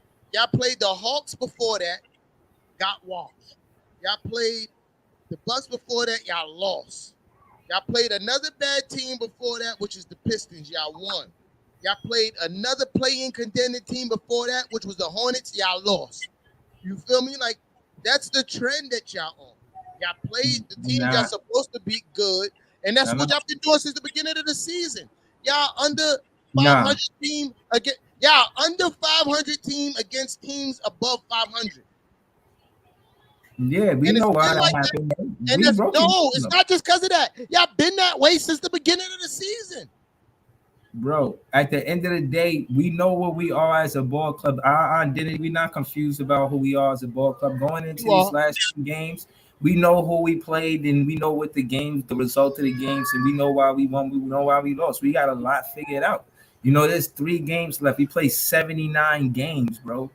We got a lot figured out. So my thing is, with that knowledge, that intelligence, we're going to utilize that going forward, because it take a lot to win games in the fourth quarter as a team. And when we win games, it's not necessarily just because the Brooklyn Nets are winning because we outscoring teams. We have to play defense, regardless if it's the Rockets or regardless if it's the Utah Jazz. We have to compete with the best any team. You know, Kevin Durant, one of his quotes is, "I just want to hoop. It don't matter who we play." You know what I'm saying? Just throw the ball up. KD's attitude, blind optimism is hilarious. Yo, you say that, but you got a leader in KD where I'm watching his post games. He's talking like this. It's not like I'm pulling this out of thin air and I'm just some smooth talking vlogger. Like, yo, the leader of our team is actually confident. Kyrie, 7-11, that the core players around him, Kessler Edwards, even knows the magnitude of this championship contender, being a championship contender. You're arguably the best player in the world. Are you not supposed to be confident, even if your team is playing like shit? Bro, I'm saying this optimism. Have you ever seen an interview when Kobe Bryant was like, "Nah, this team is shit. We're gonna lose"? No, you've never seen that. You know why? Because the best players in the world never talk like that. Even if and Kobe played on some shit ass teams, you never heard Kobe Bryant say, "Oh, we shit, we ain't gonna win this game." You never heard Kobe do that. So you think Kevin Durant, arguably one of the best players in the world right now, is going to be like, it's a wrap for us? No, I'm letting you know. I'm letting you, like you said, you know who I am. But the real the actuality is when you look at the team as a whole and the fact that y'all can't defend shit as a team, you feel me? Nah, Drummond and Nick Clax, they've made our defense better. Bro, they did. No, that's cap. Yeah. Nah, we did. We're going to see tonight. You know how many games? Tonight. We're going to see tonight. Listen, bro, you know how many games y'all lost with Drummond and Nick Clax as y'all defensive anchors so far in the latter stages of the season? Quite a few. I know we beat y'all. And then again, that has nothing to do with everybody else in the league. And I told you why y'all beat us. You feel me? So you knew he was gonna sweep y'all like that? No, I didn't know that. But I'm not surprised because of the way y'all won, because of deficiencies that we had already earlier in the season. Y'all won the same way we lost to other teams. Missed free throws. Missed free throws, big leads, losing it. Yeah, that's exactly why we lost. It had nothing to do with y'all. We lost the same way we lost to other teams. But what I will tell you is this.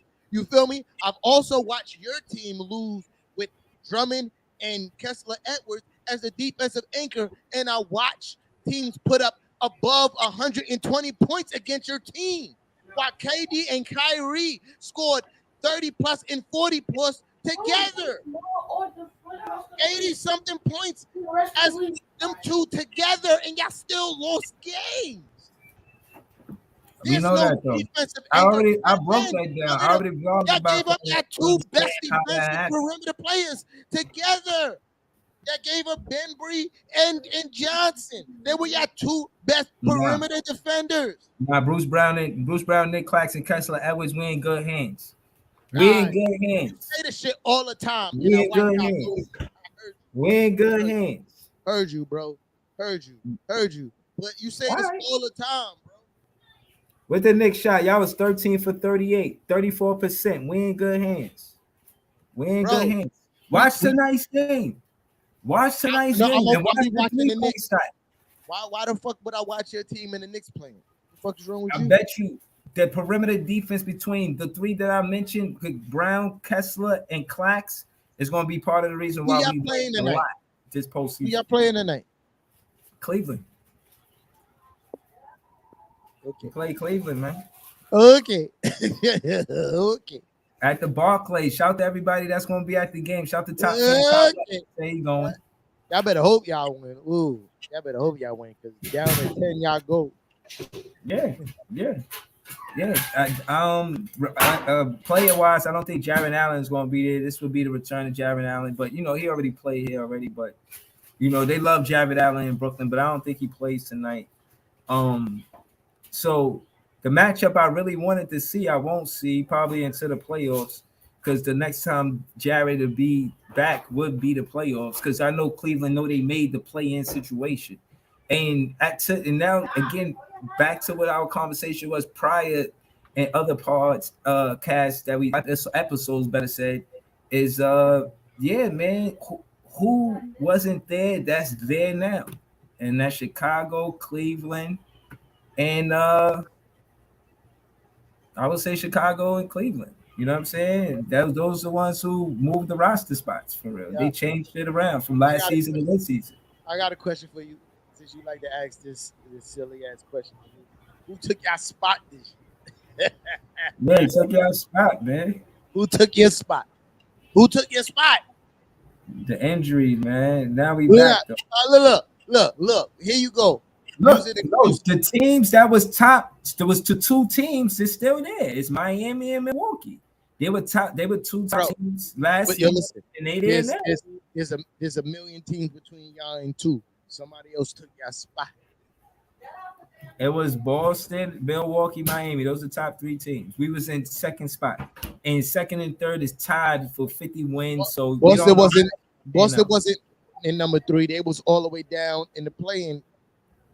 Y'all, they was like no. In fact, it was like first round of the playoffs. It was 6. We played the first round, and Milwaukee was third.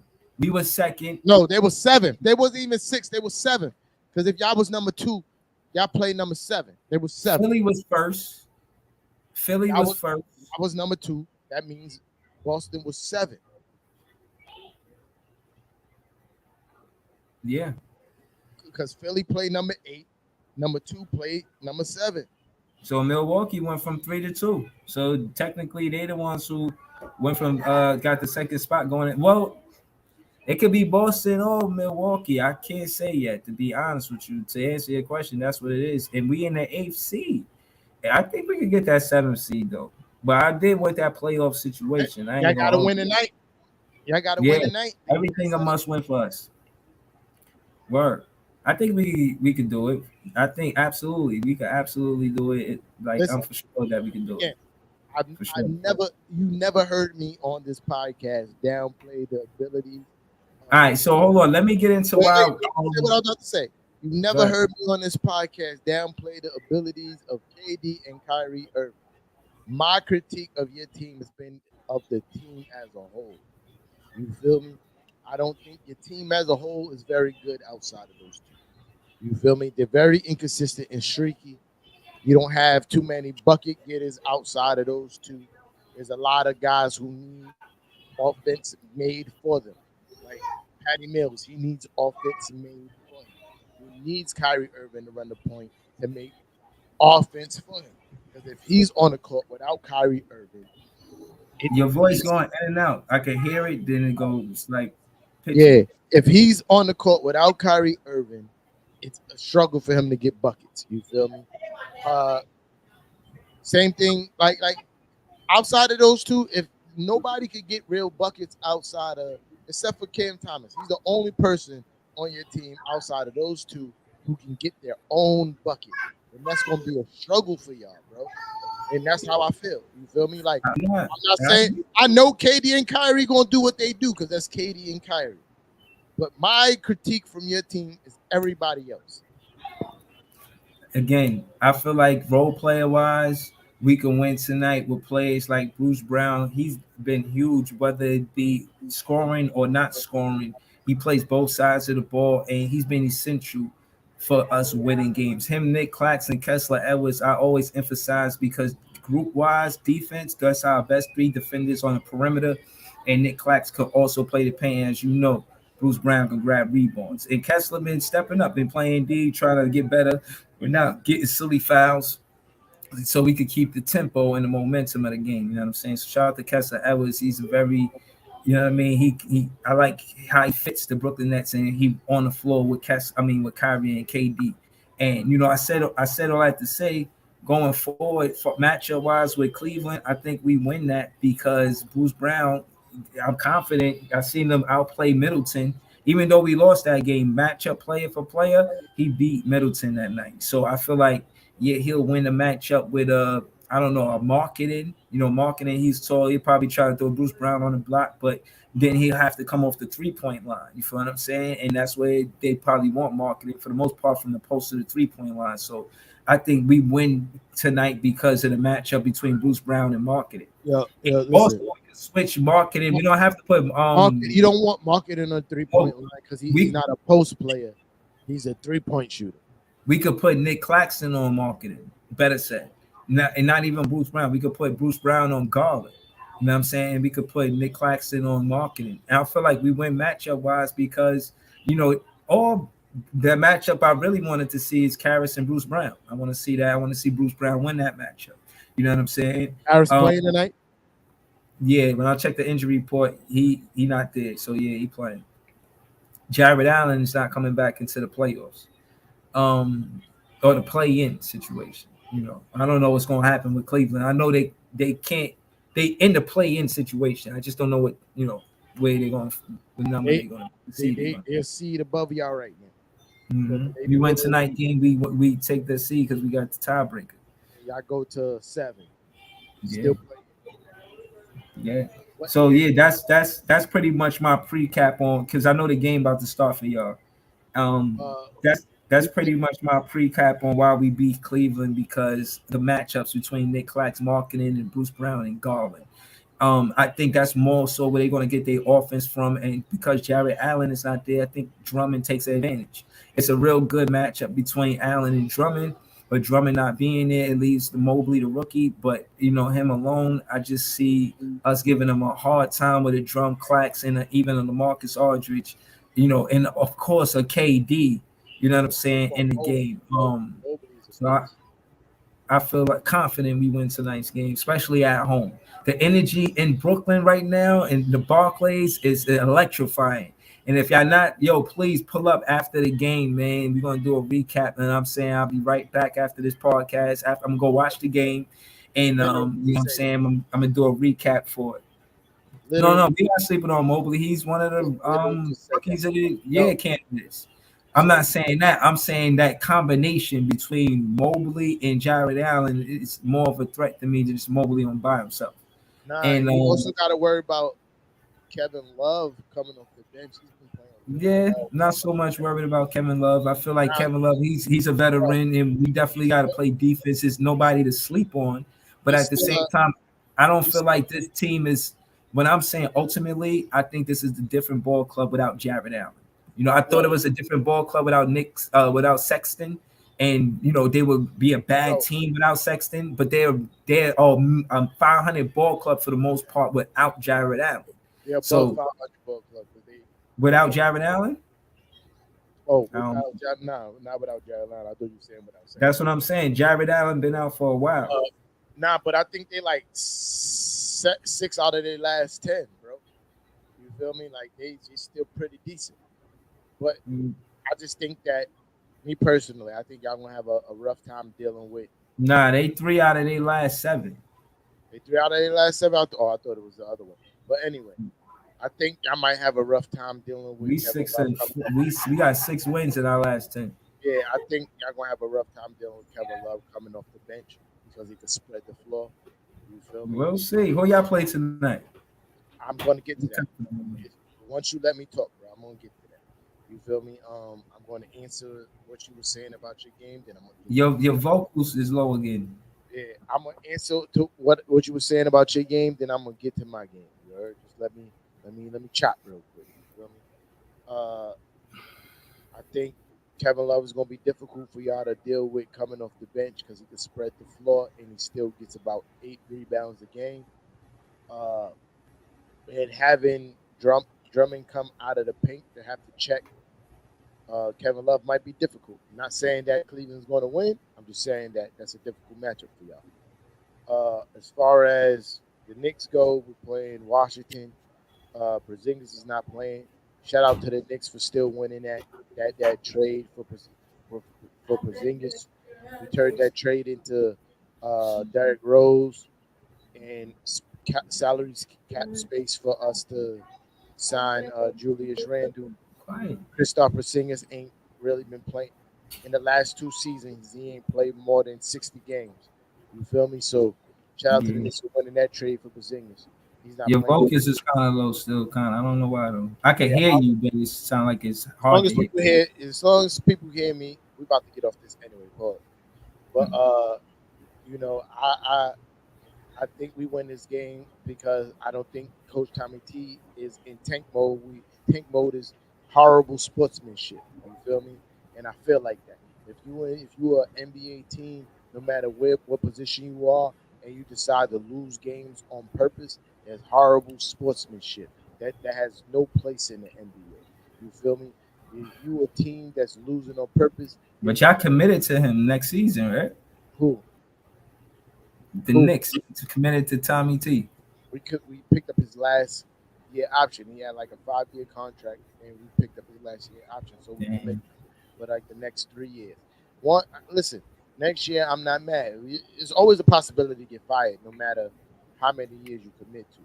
But I also, even though I was a part of the fire Coach Tommy T train, you know, to the G League. You know this because you watch Knicks-ish. You feel me? But I understand why he's still the head coach of the Knicks going into the next season. You don't win coach of the year and the next year they fire you. That's ridiculous. You need to build some kind of foundation and some kind of cohesiveness and stability on the team. You can't build a winning culture if every 2 years you have a new coach. It just doesn't work that way. You feel me? Every new season you got your team, your rookies coming in learning a new system that the players that came in the year before them don't even fully understand. You just can't build a winning culture that way. You feel me? And I was part of the fire Coach Tommy T brigade, but I understand. You feel me? I think you do see. Remember, I had said that too before. You had said that you should fire Tommy T. No, you didn't say that before. Because before I was saying fire Coach Tommy T, I was saying this way before I was saying fire Coach Tommy T. Months before. You feel me? You did not say this before me. I say he should have played Deuce. We didn't say anything about when did I say anything in what I was just saying about playing Deuce? See, this is what I'm saying about you not listening to understand You just listen to respond. I didn't say anything in my last speech about saying playing dupes. I saying understanding why we keeping Coach Tommy T. You feel me? That's what I'm saying, bro. Like, you gotta stop being so quick on the trigger and trying to respond and just listen to what I'm saying. Just half of the time. It'll have you stop looking a little bit foolish. You feel me? When you try to respond to me. Bro, I don't see as a fan, I don't look foolish.